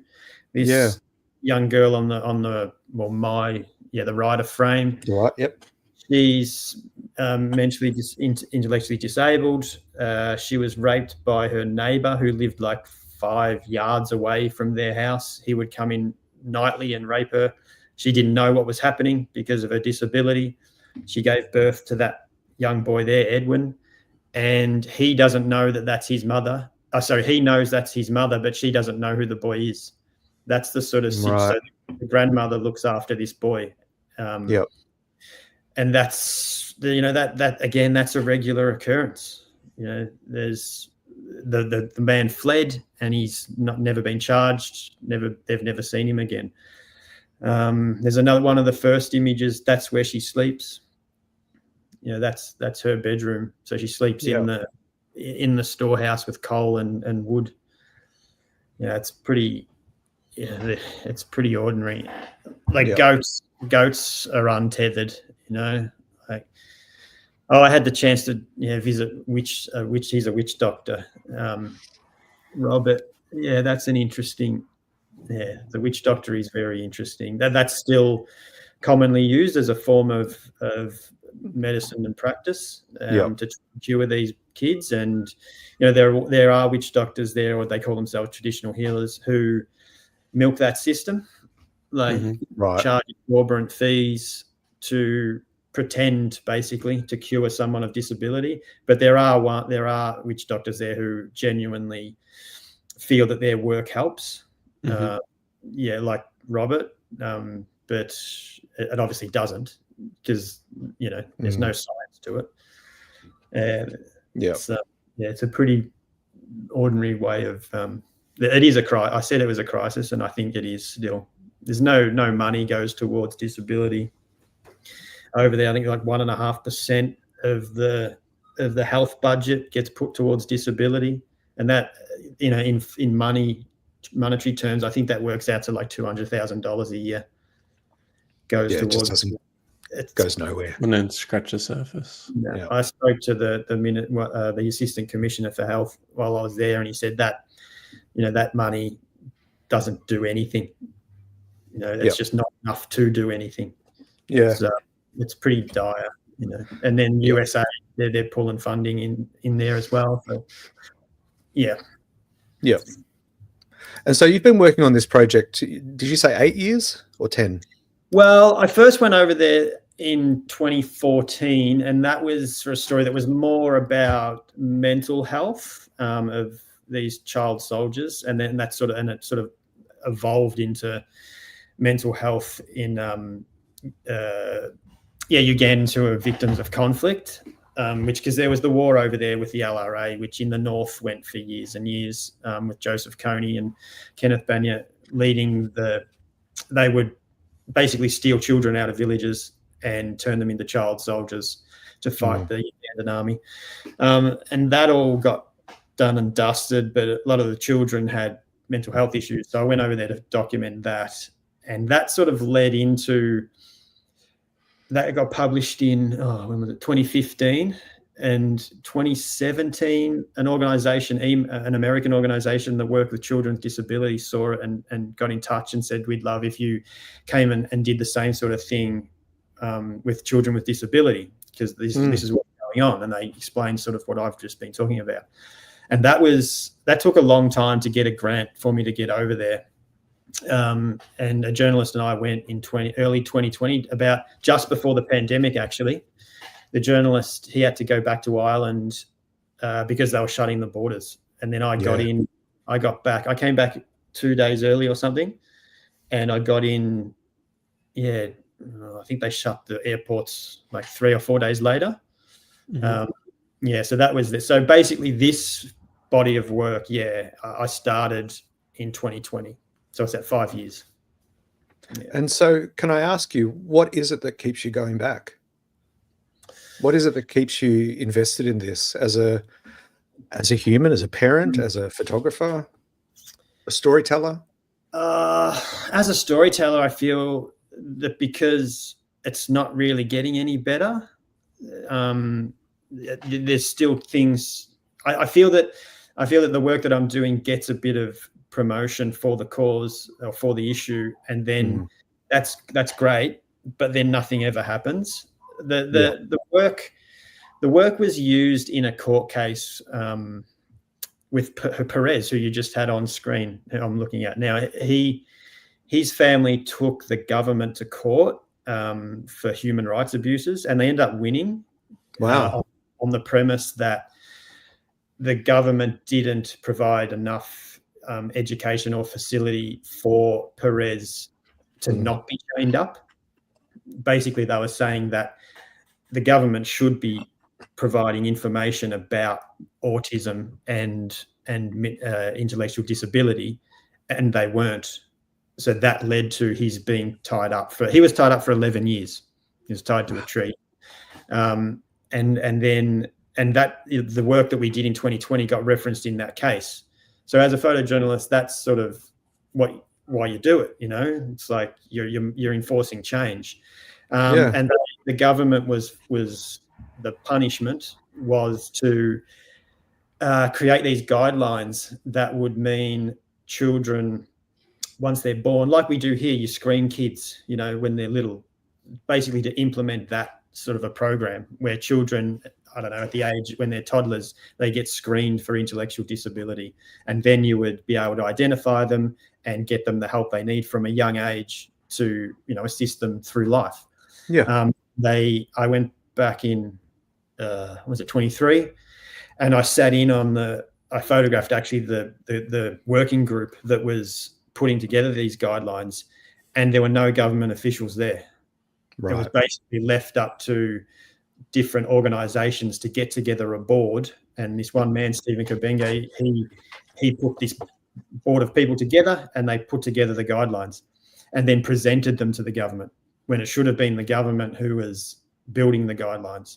So there's a lack of prioritization over there. So I mean, that's one reason why I keep going back, is because these stories keep jumping up, and there's reason for me to go back. Photographically, I don't know how much more I can do in terms of new work, but I'm part of a charity that's working over there in Soroti, so that it's sort of now evolved into that sort of level of work. Which is we're trying to get their website sorted and stuff now, but it's I'll be back at some point. I just don't know when. You also need a reason story-wise to be going back as well. Last year there's a place called the Home of Hope who needed help, and they had that's where I met this rape victim who she's 13. She was raped by a neighbour up the road, and didn't know she was pregnant. The mother's pregnant. So when I met them, she was 7 months pregnant, and her daughter, who has an intellectual disability, was also 7 months pregnant, but they didn't know. And then this fella who raped her said, I'll look after the child, and I'll look after you guys. I'll give you a bar of soap and a bag of sugar every month until the child's born. And like, oh, okay, we'll take that. And then he left. He just left. No one knows where he is, and no justice. And then they got the family, the mother's quite brave and courageous, got the Home of Hope involved, and they're trying to get to the bottom of the case now. So that's why I went back in December, was to cover that side of the story. It's an impressive body of work, and there's certainly something to say for your maybe sense of worldly community about being a part of this plight, and it's just one of countless stories that are happening throughout the world, through an underdeveloped world, that go unspoken, that people aren't aware of. I just want to jump to a couple of comments, and then I want to follow that up with a question for you. David said, "Strong, Chris," and I 100% agree with that. Poetry in motion, that is. Wow, some of this work must keep you up at night. And then followed by, "This breaks me." This is from Bruce. Sorry, the previous one was from David in San Fran. How do you process this, Chris? PTSD can come for everyone. And that kind of leaves me, I think Bruce has already asked the question, but how do you deal with seeing these situations? You're a parent. You've got your own flock, and going to these places and seeing these kids in these situations where there's a lack of education, there's a lack of support, there's no facilities. That young girl who had been raped was sleeping in basically a shed. How do you cope with that personally? Probably not as well as I should. I think I definitely have. I wouldn't say I have PTSD. I've never been diagnosed with that, but it does have an effect. I think that the best I can do is being prepared. So knowing what I'm getting, as much information as I can when I go into a situation like that, and knowing what I'm going to see probably alleviates any shock. I remember the first time that I saw a kid tied up there in 2020, there was an element of shock, and that, I think, is what starts to breed any form of mental health issue, is trying to process that shock. So now, but even then I knew what I was going to see, but seeing it for the first time was that shock. Now that it's been a few times, and I know what I'm getting myself into, I think that helps in a way. Decompressing when you're at the end of the day helps as well. And I don't mean by, having 10 beers or whatever, just sort of sitting there going through the pictures, processing them, and then leaving it alone for a bit and doing something else that's not work related. It helps. Yeah. And then when you come home, decompressing when you're at home. Like the last time I was there in December, I just jumped straight back into work, and I pretty much haven't stopped since. And I feel that it's starting to now get a bit like shit. I need a break. Because I've written the story, I've sent it off to Al Jazeera. Now we're rewriting, and I'm just editing bits up, and that's what I've been doing this week. And so it's sort of like, okay, I'm back here again, and I don't want to feel like that. So I'm feeling that, having a break is break away from work, like just a week off doing nothing. I try and do a week a year where I do absolutely nothing, and this year I haven't done it yet, and I normally have. So I feel it's time.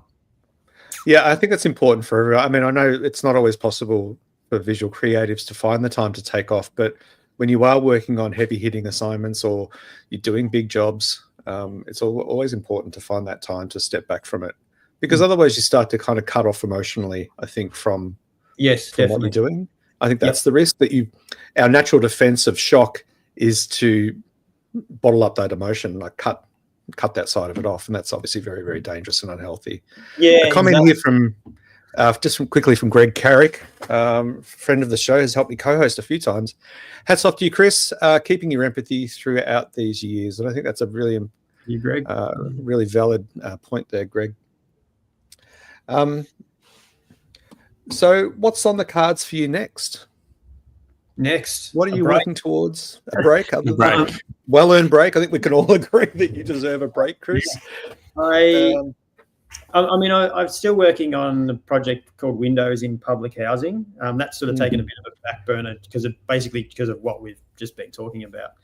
But once this is published, the Teachers to Sing's published, and I've had that break, I'll be jumping back into that project, which is quite a bit.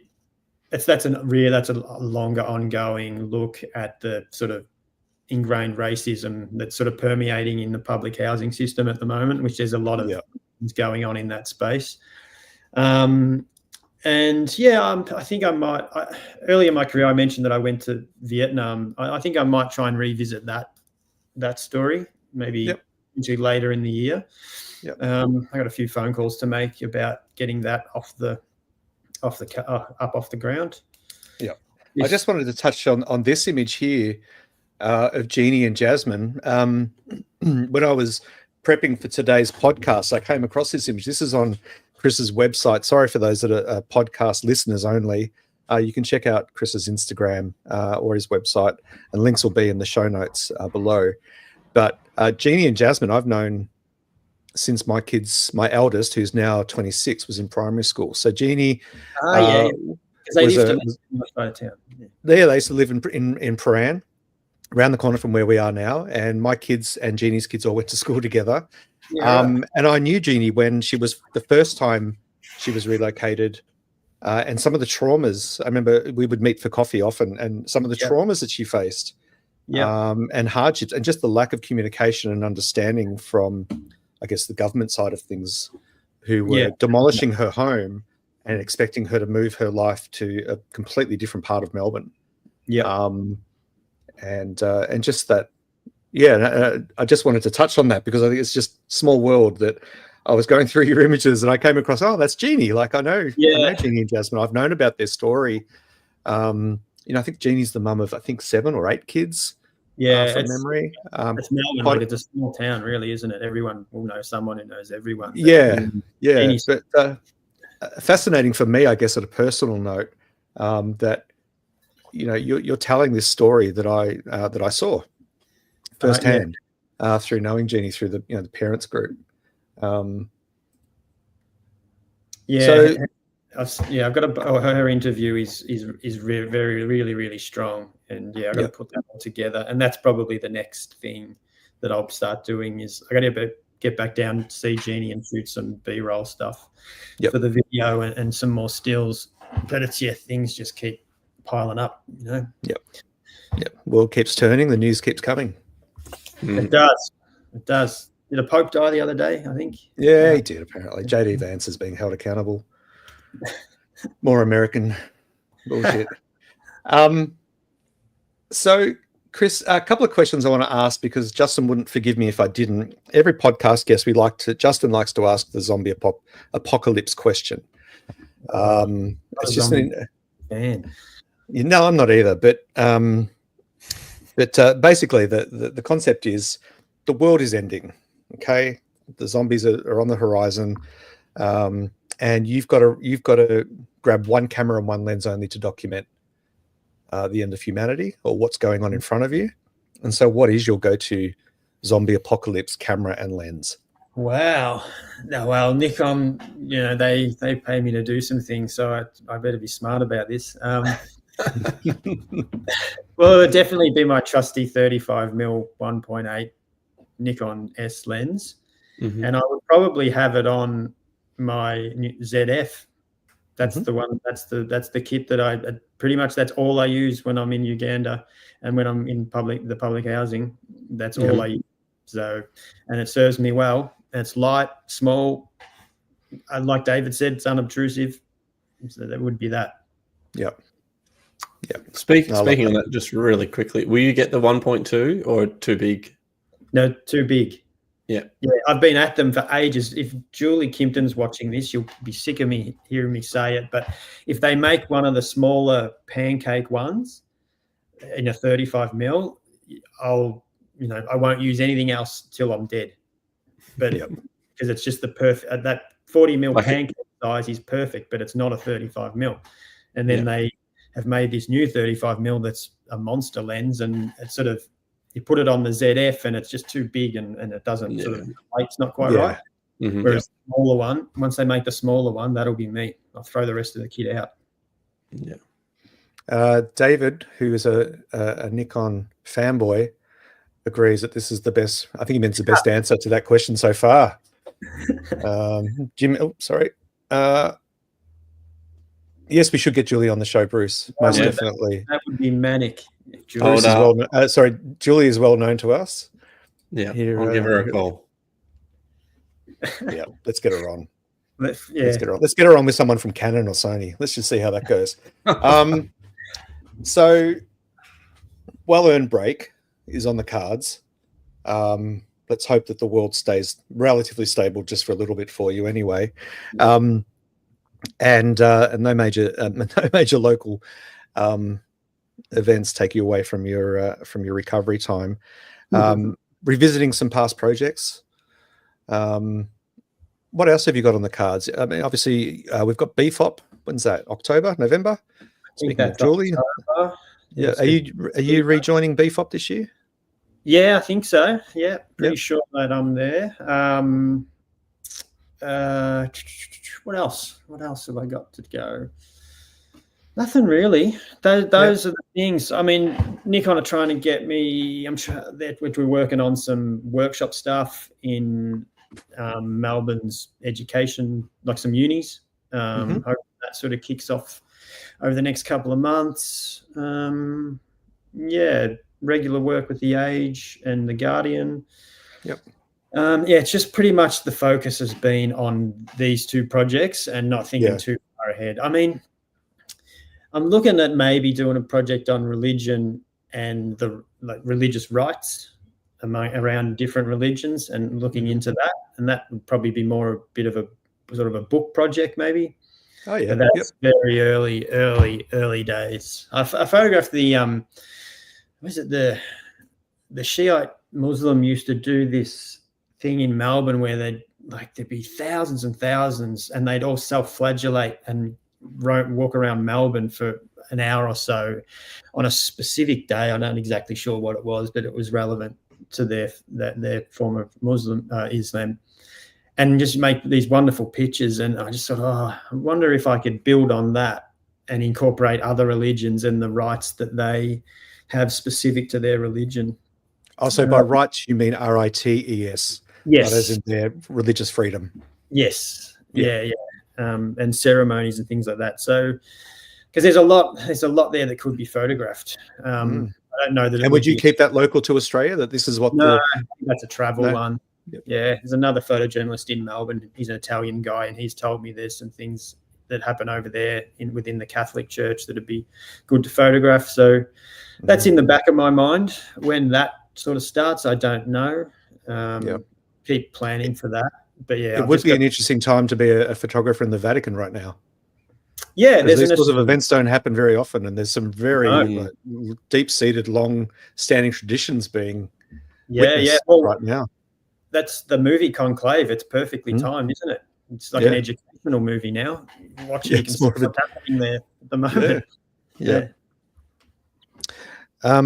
Well, I think given that, and given that you've got a shift starting very soon, I think we might bring today's show to a bit of a close. Did you have any other questions, Jim, that you? No, I think we got through a bit of it. Yep. Last comment just dropped in. David Dare Parker might be coming to Bright. David is. Yeah, maybe might be coming to Bright this year. See you there. We'll all be there. Lucky Straps will be there. We'll probably do some camera life shenanigans from there. I'll give you a ring in a minute. Right. But look, just before we do wrap up, I think it's fair to say, impressive body of work, Chris. And I think that your approach, talking about trust building, humility, and just being grounded and approaching work, this sort of work, as a decent human being, and wanting to tell stories that otherwise go untold. And I think there's a lot of value in that. And I think there's a lot for you to be proud of as well, that it's come across to me that this is more than a job for you. That the need to tell stories, the right stories, and to tell them effectively is a resounding theme from today's discussion with you. So we thank you for joining us on the Camera Life podcast. It's been an absolute honor. You've been on the top of our guest list for quite some time, probably since BFOP and Justin and I saying let's and Jim obviously as well saying let's get this podcast up and running. And because I attended one of your workshops, we talked about this yesterday on the phone, and learned a huge amount from it. Just a couple of hours spending time with yourself and other photographers, and great experience for sure. I feel very privileged. For those of you watching and listening along at home, this has been the Camera Life podcast, episode 72, if you can believe that. And it's the 24th of April. I hope that everyone has an enjoyable weekend ahead. It's Anzac Day here in Australia tomorrow. We celebrate all the soldiers and service people who've fought in past wars for Australia. So tomorrow's actually a public holiday. Chris has got a day off, from the sounds of it, which is nice. But look, thanks everyone for watching and listening. Continue to add your comments on the show. We will get to them on Monday night's episode at 7:30 p.m. But I think that pretty much wraps it, Jim. Yeah. Thank you, Chris. Chris, thanks, guys. Thank you so much for your time. Thank you. Thanks for having me. It's been our pleasure. But look, on that note, we will say goodbye. Everyone, make sure that you like and subscribe. Let us know what you think in the comments. Is there anyone that you'd like to see on the show in future episodes? Let us know. But above all else, grab a camera. Just get out and hunt some light for a while. It'll do you a world of good. And on that note, we'll say goodbye. All righty. Cool. Thanks, Chris. Thanks, Jim. Thank you. We'll catch you on Monday night. All right, everybody. Have a good one. Bye. Sorry, there's no music, by the way. Chris is going to sing. No, I'm not singing. All right. Cars behind him. There's a guitar there, but I'm not singing. No? All right. We'll let it go for now. Have a good one, everyone. See you soon. Bye-bye. Thank you.